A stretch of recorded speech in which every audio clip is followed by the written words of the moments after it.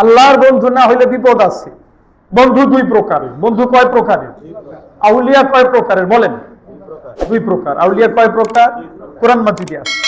কোরআন মাজিদ আল্লাহ কোথাও কোথাও বলেছেন আউলিয়াউল্লাহ, আলা ইন্না আউলিয়া আল্লাহি লা খাউফুন আলাইহিম ওয়ালা হুম ইয়াহজানুন।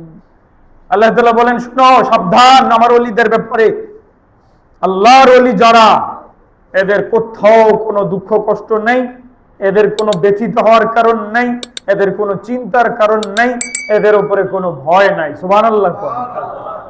আমার আল্লাহ কোরআন মাজিদে বলেছেন ফাকাতিলু আউলিয়া আশ-শাইতান ইন্না কাইদাশ শাইতানি কানা দাঈফা।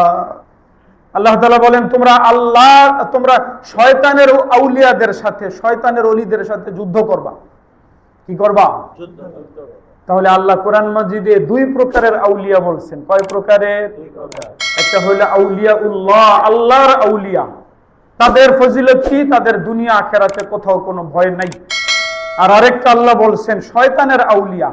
শয়তানের আউলিয়া আল্লাহ বলছেন দুনিয়াতে ওদেরকে শাস্তি দিতে হবে, ওদের বিরুদ্ধে ঈমানদারদের জন্য, আল্লাহর ওলিদের জন্য জিহাদ করা ফরজ। সুবহানাল্লাহ। তো অপশন দুইটাই, আপনি হয়তো আল্লাহর ওলি হবেন, না হয় কার ওলি হবেন? শয়তানের। বলেন, আমরা শয়তানের ওলি হইতে চাই? কখনো না। আমার মা বাবা শয়তানের ওলি হয়ে যাক, এটা আমরা চাই? আমাদের বাচ্চা কাচ্চারা শয়তানের ওলি হোক, এটা আমরা চাই? চাইতে পারি? আমরা আল্লাহর ওলি হইতে চাই। আল্লাহর ওলি হইতে চাই। আল্লাহর ওলি কেমনে হওয়া যায়?